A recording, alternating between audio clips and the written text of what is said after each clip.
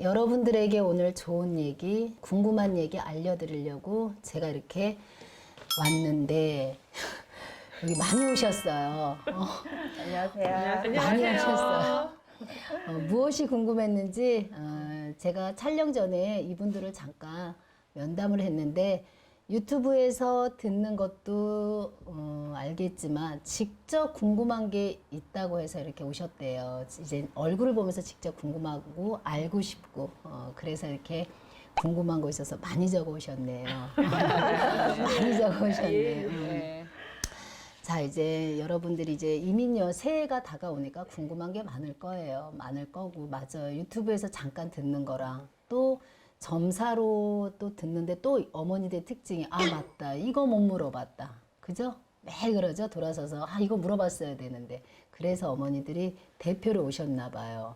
뭐, 경기도 대표, 강원도 대표, 모르겠어요. 어디 대표인지는 모르시겠는데, 편하게 궁금한 거 물어보세요. 제가 알려드릴 것이고 여러분들이 궁금해하는 해소해 드릴 터이니 자 한번 물어보세요. 어떤 분이 제일 궁금해요? 네, 제가 먼저 할게요. 네네네.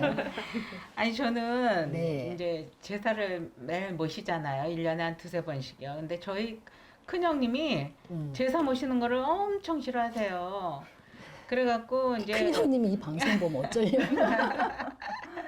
그래서 저는 막내인데 혹시 제가 모셔도 되는지 아니면은 뭐 어떤 방법이 있는지 해서 어머님한테 궁금했어요. 그리고 맞아. 또 제사를 이렇게 근데 형님이 뭐 싫어하는 것보다도 제사를 모시고 나면은 그렇게 몸이 아프시대요. 그래갖고 한 뭐 2주일씩 일주일씩 이렇게 병원에 입원을 하신다는 거예요. 그러니까 저희들도 굉장히 부담스럽죠. 그 제사를 하루에 다 모시는 제사예요? 아니면 그러니까는 달마다 지내는 제사예요? 아 그냥 한 번에, 한 번에? 예, 1년에 두 번 하는데 이제 시부모님 그리고 이제 시할아버님 어머니 시할머님 이렇게 해서 1년에 두 번을 하는데 그렇게 하시고 나면 그렇게 몸이 아파서 병원을 가신대요. 맞아요. 이 질문을 놓고 어머니들이 상당히 많이들 얘기해요. 저는 차남이거나 막내인데 장남에서 모시는 제사를 형님이 싫어하거나 형님이 교회를 다니시거나 형님이 교회 다니셔서 안 모시겠대요. 근데 저는 모시고 싶어요. 이걸로 인해서 집안에 또 말다툼도 많이 일어나세요. 자, 지내실 수 있는 거. 일단 답은 이분이 막내 며느님이지만 지내실 수 있어요. 그런데 무턱대고 보고 알리고 지내냐, 뭐 내 마음대로 지내냐 이거는 안 되고요. 이 절차가 있어요. 방법이.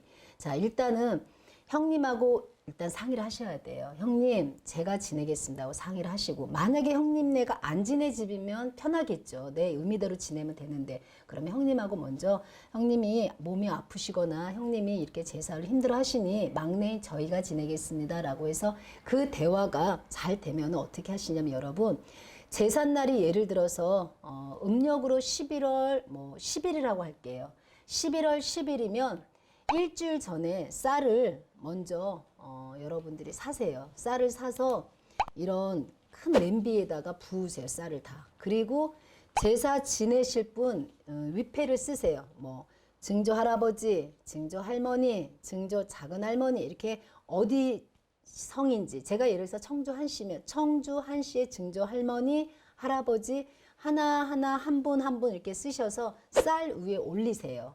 위패를요? 네, 쌀 위에 올리셔가지고 그냥 이 부엌이나 요 입구 쪽에다 좀 놓으세요. 싱크대 한쪽에다. 그래서 제사 일주일 앞두고 그거를 놓고 오며 가며 조금만 계세요. 제가 제사 올려드리겠습니다. 청주한 씨 집안에 제가 막내 며느리인데 이제 돌아오는 제사는 제가 해드리겠습니다. 그래서 그렇게 냅두다가 제삿날 그 쌀로 제사밥을 지내는 거예요. 그 제사를 지내면서 이제 밥도 품면서 이제 얘기를 자꾸 알려드리는 거예요. 다 듣고 계시니까. 제가 정성껏 차리겠습니다. 많이 차리지는 못했으나 편하게 드시라고 제가 오늘 다 모셨습니다. 라고 해서 제사를 지내는 거예요. 그런데 여기서 형님이 아픈 이유가 있을 거예요. 제사 시간이 안 맞아. 제사 시간이 언제던가요?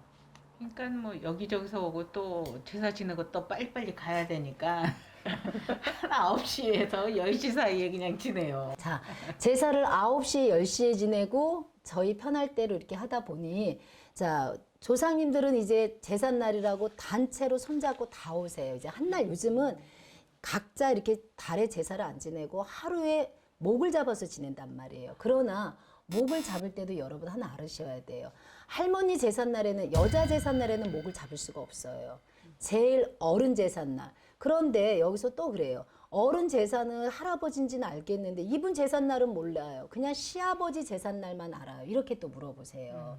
그러면 시아버지 제사도 괜찮아요. 그러니까 제일 중요한 남자분 제삿날 한 날 지내되, 자, 시간이 10시 반에 제사상을 차려야 돼요. 그래야 그분들이 손잡고 다 들어오시는 거예요. 그래서 편하게 드시는데 또 제사상만 차리면 안 돼요. 성주상을 차려야 돼요.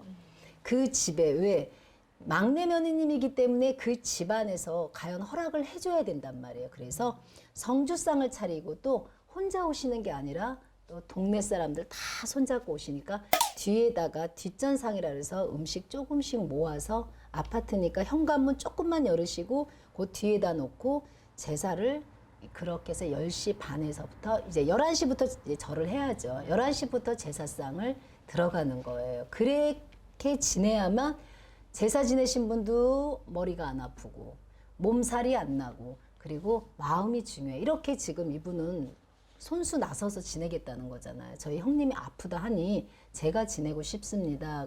안 지내기에는 너무 힘들고요. 이거는 마음이 불편하고, 그래서 이렇게 제사를 지낼 때는 여러분 정리를 다시 하자면은 미리 한 일주일 전에 쌀을 갖다가 깨끗한 쌀, 좋은 쌀을 갖다가 부어서 이런 냄비나 이런 데다 부어서 제사 받으실 분들 위패를 다 써주셔야 돼요. 써서 이분들 제사를 지냅니다 라고 고해놓고 정말 제사날 그 쌀로 제사밥을 지내고, 그리고 시간은 10시 반에 시작하셔서 성주상이랑 같이 그리고 성주상을 크게 해야 되나요? 그런데 본 제사상 옆에다가 그냥 같이 지내는 거기 때문에 뭐 그렇게 크게는 안 지내도 돼요. 그러니까 알리는 의미예요. 성주에다가도 알리는 의미로 지내는 거니 여러분 궁금해한 게 여러분이 맞아요. 나는 둘째고 막내인데 제사는 지내고 싶고, 그런데 방법도 모르고 무턱대고 가져와서 지내자니 나도 탈이 날까봐 무섭고, 그런 부분이에요. 그러니까 여러분 정리가 좀 되셨죠? 제사는 이렇게 해서 지내시면 여러분들이 편하네요. 그러면 복도 받고 그 집안에 막내 며느리 시집 자랐다고 어르신들이 복도 주고 그렇게 해서 제사 지내시면 돼요. 그러면 별 탈 없으세요.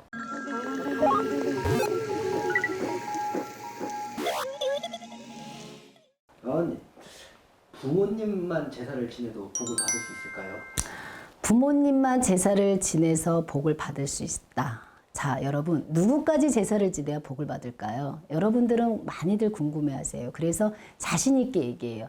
저 엄마 제사 지냈어요. 아빠 제사 지냈어요. 여러분 누구까지 제사를 지내야 복을 받을 수 있는지 여러분들한테 알려드리려고. 복은 받아야 되고 제사도 지내야 되고 여러분들, 그러나 1월 달에는 부모님, 2월 달에는 할머니, 3월 달에는 할아버지, 큰일 나세요. 그죠 여러분? 그러면 정리를 하자고요. 자, 제일 어르신, 거의 증조까지 얘기해요. 저희가 거의 집안에 증조 그날 제사를 다 한꺼번에 지내세요. 그래야 여러분들 복을 받으시지. 본 적 없어요. 여러분들의 특징이 있어요. 저는 할머니 할아버지도 본 적이 없어요. 어머니 아버지만 본 적이 있습니다. 이래요. 그러면 엄마 아빠 본 적 없는 분들은 제사도 안 지내시겠네요. 그렇게 하시면 안 되고요. 자, 여러분 어머니들 힘들어하지 마시고 내 자손을 위해서, 내가 이 집안의 복을 받기 위해서는 꼭 증조부터 제사를 지내줘야 되는 이유가 있으세요. 어머니. 자, 돌아가신 분, 돌아가신 영가분이 공덕을 쌓은 게 하나도 없으면 여러분들 도와줄 수가 없어요. 돌아가신 분들도 어느 정도 공덕을 쌓아놓고 돌아가셔야 후손들을 도와준단 말이에요. 공을 많이 들여 놓으셔야 된단 말이에요. 그래야 되는데 자손은 제사밥을 안 차려줘, 죽은 조상님은 공덕을 쌓은 게 하나도 없어. 그러면 후손은 비빌 언덕이 없으세요, 여러분. 그러니 후손 입장에서는 제사를 지내주셔야 되는데 증조부터. 왜? 그 윗대는 공을 들이신 조상님들이 많기 때문에.